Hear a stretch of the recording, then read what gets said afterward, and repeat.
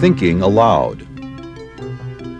Conversations on the leading edge of knowledge and discovery with psychologist Jeffry Mishlove.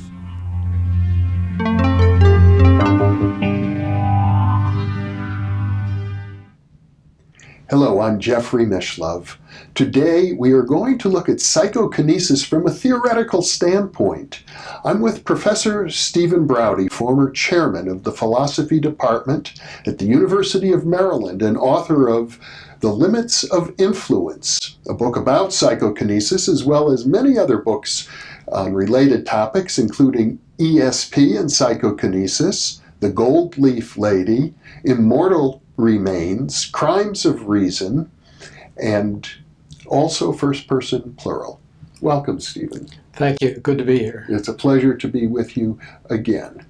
Psychokinesis, as we were discussing earlier, is something of a taboo within a taboo. Yes. One might say that all paranormal phenomena and parapsychological phenomena are taboo topics, but even amongst parapsychologists, it seems that psychokinesis, and especially what we call macro psychokinesis, large-scale psychokinesis, is a topic that people shy away from. It's just, even for many of the boldest researchers, it's too bizarre, too unbelievable to deal with. And this strikes me as a sociological phenomenon, but as a philosopher, I would think it's frustrating. It's very frustrating, but I think it's also intelligible. Mm-hmm. I know that most scientists and academicians don't like to admit that they're intellectual cowards, but I think there's an element of cowardice in all of this. Mm-hmm. And it comes from various different sources. You and I may have covered this in previous interviews, but it's worth reiterating. What I think is so particularly scary about psychokinesis of any kind, but particularly large scale or macro PK, is this.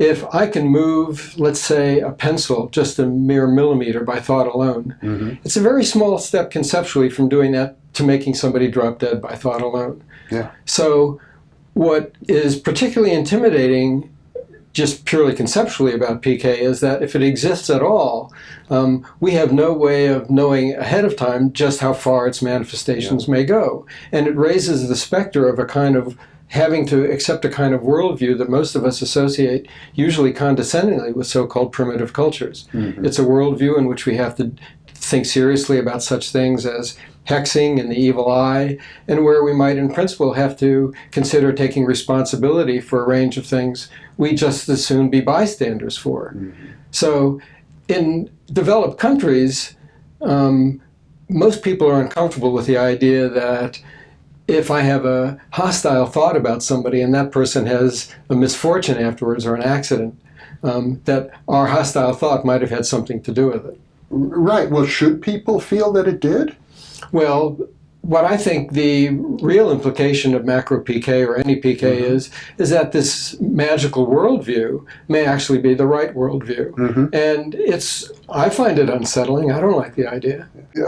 Witches were persecuted in Massachusetts less than 250 years ago. We still persecute PK stars or super PK stars, but we don't kill them anymore. We just ridicule them. Yeah, that's for sure. I mean, I don't think there's anybody who can purport to produce a large-scale psychokinetic phenomenon who hasn't suffered some sort of emotional abuse at the hands of other people who think there can be no other alternative but that this person is a fraud. And what I find so interesting about the protestations of these kinds is that usually the arguments given in defense of that are weak in the extreme. Mm-hmm. People will say, oh, it must have been fraudulent, but they can't specify even remotely how it was done. And even some of the most visible of the people who do this, like magician, the amazing Randy. Mm-hmm. Randy was once at a conference of the Parapsychological Association, and he said he was going to explain in a forthcoming book how the medium D.D. Hume did his trick. Mm-hmm. It was a nonsensical thing to say in the first place because there wasn't just one thing that D.D. Hume did. I mean, one of the things remarkable about the case of Hume was that many phenomena would be going on simultaneously. In any case, Randy never did that. Yeah. And I might just mention for viewers who are curious about D.D. Hume that in an earlier interview on physical mediumship, we went into that in greater detail. Yes, right. So many of the people who protest these phenomena are usually just posturing and bluffing about their confidence that the phenomena can only have been fraudulent, or that there was something else that was going on. Well, many skeptics have often used the phrase, we live in a rational world, and these things don't happen in a rational world. Science has shown us that there is reason to be guided by, and yet you are a philosopher. You've spent your professional career looking at reason and rationality. Yes, I would argue that reason impels us to accept the phenomena, because when you actually look at the evidence, when you look at the first-hand reports of the cases or experience them for yourself and look exactly at what's going on, when you consider why the appeals to the fallibility of eyewitness testimony are actually very weak appeals, you have no choice but to accept the phenomena, no matter how they affect your boggle threshold. And as I recall from your book, The Limits of Influence, when you began your exploration into 19th century first-hand accounts of very bizarre phenomenon, you expected to come up with a collection of interesting psychological oddities. You didn't think you were going to be convinced by those reports. When I set out in the field, I actually accepted what others who had spent more time than I had in parapsychology had believed. And the received view at the time was that the only evidence worth saying anything about was the conventionally experimental evidence, laboratory evidence. Yeah. And that seemed reasonable because on the surface it seemed like, sure, these are cases where we can control and manipulate experimental variables and really get clear on what's going on. When I thought about it more clearly, and when I actually started to look at the evidence for macro PK, and not just accept what other people had told me about it, I was completely bowled over by the quality of evidence. And what I discovered was that the people who had very strong negative opinions about macro PK actually didn't know what the first-hand accounts were. They had accepted the received views of others who had relied primarily on weak secondary literature, or were just expressing their own preferences for a certain way of looking at the world. Well, not only do you report that these 19th century and early 20th century and even contemporary accounts are strong, but you make another claim, which I think is very significant, and that is that we have learned as much about the phenomenon from the case history studies as we have ever learned, maybe more from case histories than we have ever learned from experiments. Well, I think at least we have the potential to learn more from the larger scale work than from the laboratory experiments for a couple of reasons. First of all, the idea that we can control and manipulate experimental variables in a parapsychological experiment is an utter myth. I mean, there's no way to conduct a controlled PK experiment where you can make sure that only the official subject is using a PK ability and that nobody else is using any PK they might have to influence positively or negatively the experimental outcome. There's no way to do a truly double-blind experiment in ESP. The only information for which you can be blind is normally acquired information, not telepathically or clairvoyantly acquired information. Your argument becomes horrifying because you could apply the same argument to other areas of research outside of parapsychology, sociology, psychology, economics. Is there any area that might not be contaminated by psychokinetic experimenter effects? Right. I think that's another reason for the potential resistance to all of this, that people have an intuition that if we allow parapsychological effects in the world at all, they're not going to be limited just to those experiments conducted by parapsychologists. So, at least in principle, parapsychological phenomena could have been polluting centuries of conventional scientific experiments. Because especially if the phenomena are need determined or interest relative, it's not just parapsychologists who have an interest in the outcome of their experiments. Any scientist worth his or her salt is going to be invested emotionally in the outcome of their experiments. They want to succeed. The only truly objective scientist, I think, is a dead one. Well, it does raise questions, and I know, aside from parapsychology, in many, many fields of science now, medicine and psychology in particular, people are looking at the body of experimental evidence and saying this stuff doesn't replicate well. There are all sorts of questionable research practices that are contaminating the results further. It's as if large segments of the academic research community are throwing up their hands and saying that we can't trust our database.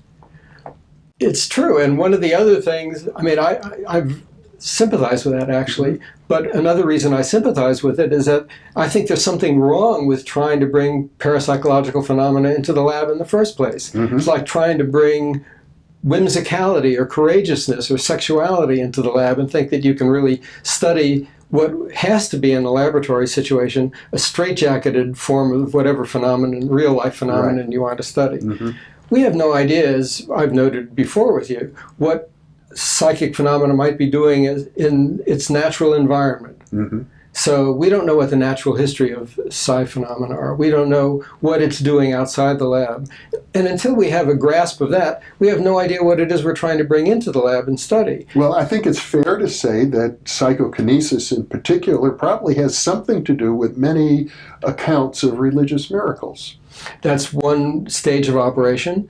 I think another thing we need to look at is if we really want to try to understand what psi is doing in life, we need to look at such things as people who are unusually lucky or unlucky. I mean, I've often thought that if psi phenomena are need determined, whether it's telepathic or psychokinetic, what kind of needs might be efficacious here? It seems to me it would be the kind that would lead some people to have well-timed misfortune or good fortune. And we don't understand why some people seem to be so remarkably unlucky or unlucky, or why some people seem to be so remarkably healthy, why people who are lousy drivers somehow manage always to avoid automobile catastrophes, while other people seem to get into trouble all the time. I would think the usual explanation is that for any phenomenon, it's distributed roughly according to a bell curve, and you're going to get people at either extreme. No doubt that accounts for some of it, and we shouldn't ignore that. But there are some truly astonishing cases of people who are lucky or unlucky. I hate to talk about my former marriages, but I was actually married to a woman whose entire family seemed to be a lightning rod for misfortune. And I lived next door once to a couple who it seemed as if everything they bought was defective. I mean, to a really unusual degree. Their cars were always in the shop, even though they had brands were noted for their reliability. Electronic equipment would fail to work right out of the box, over and over and over. A solid wooden rocking chair they bought broke the second day they had it with their infant child on it. And my favorite example of their misfortune was the woman bought a poster-sized photograph of what she thought was the Golden Gate Bridge, and she had it framed and put on her living room wall. And I had to tell her it was the Brooklyn Bridge. And so here's a woman who literally and figuratively bought the Brooklyn Bridge, which at least your older viewers will know is an old image of a metaphor for a sucker or a loser. What you're getting at here is the psychodynamics underlying psychokinetic phenomena. And what's scary about it, what's scary about it is that we don't know what the source could be. As far as we know, it could be something people are doing to themselves, just as people make themselves ill. It could be a form of psychosomatic self-flagellation, where they're expressing their own self-loathing or lack of confidence or something of that sort. Or even more uncomfortably, it could be something that somebody is doing to them. So as far as my neighbors were concerned, it could have been something they were doing to themselves or something that their nasty next-door neighbor, me, was doing to them. Well, I guess the question many people would have is how can we gain an appreciation of psychokinesis without falling into the dark realm of superstition? Not easily. Yeah. I think the theoretical payoff to this might be the disquieting fact that we are living in a world more accurately described by members of so-called primitive societies. Mm-hmm. It may be that thoughts could kill. That doesn't mean they always will, but I think one thing that bothers people about this is that if thoughts can have lethal influence, Mm-hmm.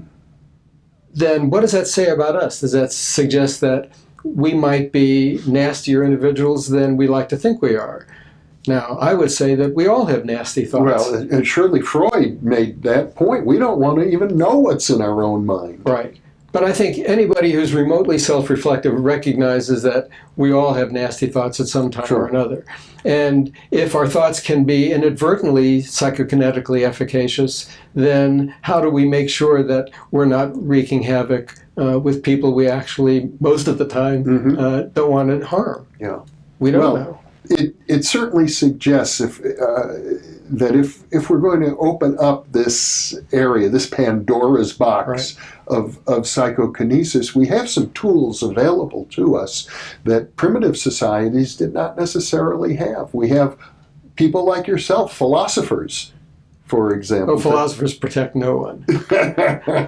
And in fact, I think members of primitive societies had their own strategies too. I mean, if they thought somebody was trying to hex them, they would do it in return, or they would erect psychic defenses. I mean, maybe we need to think more along those lines. But I think there's an encouraging word that I can add to all of this. I mean, even if thoughts can kill, it doesn't mean that they will. And we're just acknowledging a possible kind of causal influence that may, for all we know, be very uncommon. And the reason it may be very uncommon is that if our under-the-surface thoughts can be psychically efficacious, then presumably there's this massive network of underlying thoughts that every living creature is having. Right. And if they're putting out psychic tentacles in the world, there's going to be this presumably enormously complex crisscrossing network of causal chains, some of which may neutralize one another. And it may be almost miraculous that any of these psychic feelers succeed. Well, it strikes me that some of the irrational opposition to psychokinesis that we've been talking about might be some sort of subconscious defense mechanism to help protect people from it. It could easily be. And the fact that it's so conspicuously irrational, that is, I think, very telling. That the critics who try to just discount or dismiss or impugn the evidence for the more interesting and exotic phenomena, the fact that their arguments are so transparently weak, or that they're clearly just bluffing, the fact that they would resort to arguments whose weaknesses they would be perfectly capable of detecting if the arguments were directed toward them, all of these suggest that these people are being driven not by rationality, but by fear, I think. Yeah. It's as if a veil of stupidity descends over them, and they resort to a kind of reasoning that they wouldn't resort to otherwise. Yeah.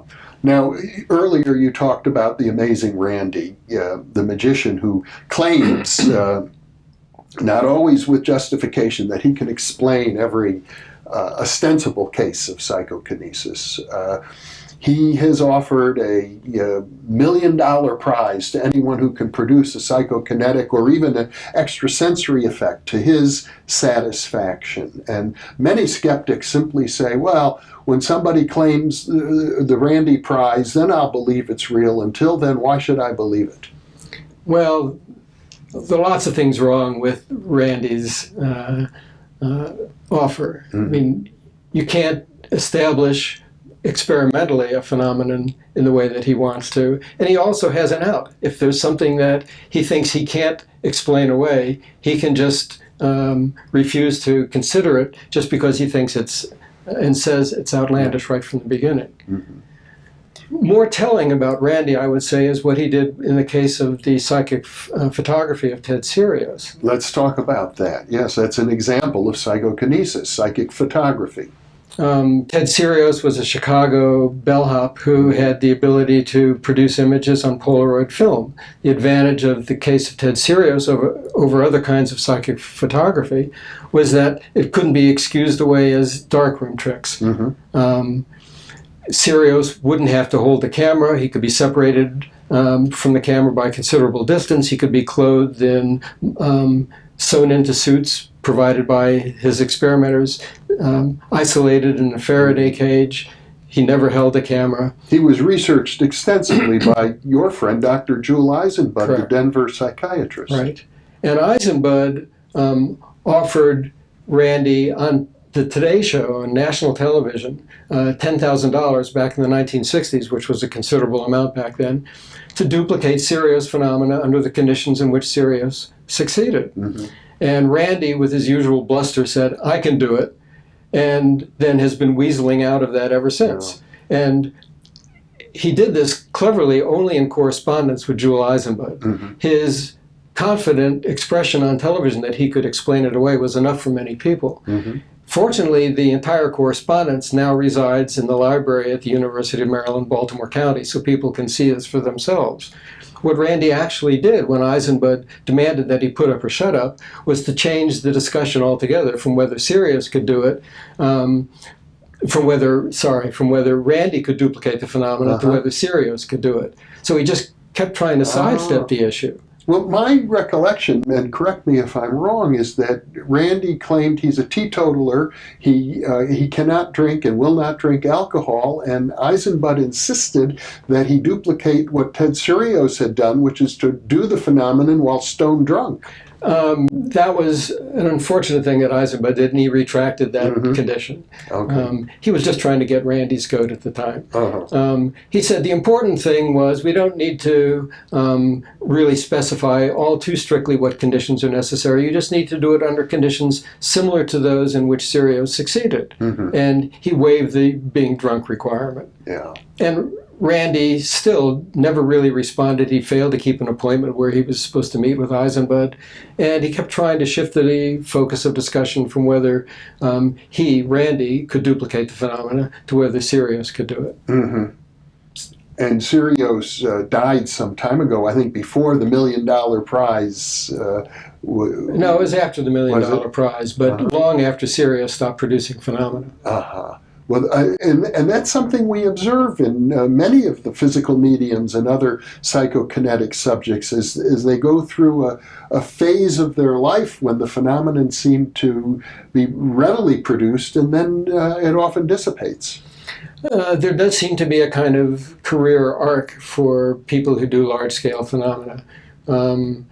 Most of the great physical mediums went through something similar. Eusapia Palladino, whom we've discussed before, produced more outstanding phenomena at the beginning of her career than later. D.D. Hume, however, didn't experience any such decline in his productivity. So it's a lot like athletes and musicians to that extent, people who, and mathematicians in fact, who seem to be better in their youth than later on. But some can perform throughout their lives. Yes, of course. Yeah.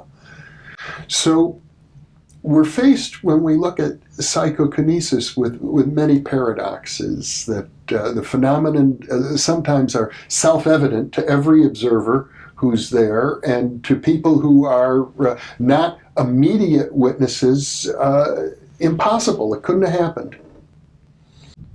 It's true, and I don't even know what to say. Well, the way the phenomenon seemed to conform to social circumstances, for example, in my book, The PK Man, all of the phenomenon seemed to revolve around UFOs. Well, primarily UFOs. And the subject of this book, who called himself the PK Man, meaning that he did psychokinesis, if I tried to pin him down on it, would say, no, it's being produced by space intelligences who have invisible UFOs that are hovering outside of our planet. But it was sort of a contemporary version of what we might think of as the 19th century spiritualism. Yes, and I think this is the reason I think what we need to do in all of these cases is to dig below the psychological surface and to see what's going on, what the subjects themselves believe to be the case, whether they accept a spiritualist worldview, whether they accept the fact or the idea that they're being affected by aliens, whether it has to do with domestic disturbances, as in the case of the gold leaf lady, or something else. There's always a story to tell. And it's the only kind of explanation I think we stand any real prospect of getting for parapsychological phenomena, since I don't think we can conduct controlled experiments. Well, the problem with the case studies is that every such explanation is what would be called a post hoc explanation. It's after the fact. It's sort of trying to deduce what happened rather than predict what will happen next time. Well, I think it's a little early for prediction because we don't, as I've said, we don't know what the natural history of psi phenomena are. So what we need to do is, first of all, to find out what the regularities are. When we get some sense of what the regularities are by doing these more naturalistic kinds of investigations, then I think we might be in a better position to theorize about it. What I find so striking about theoretical work in PK and parapsychology is that the larger scale phenomena are ignored almost entirely. So anything that calls itself a theory of PK pretty much ignores materializations, table levitations, and things of that sort. I know we haven't even talked about micro PK because there's a whole fad there and it probably deserves another interview, but we're out of time for now. Stephen Browdy, thank you so much for being with me. Thank you very much, Jeff. And thank you for being with us.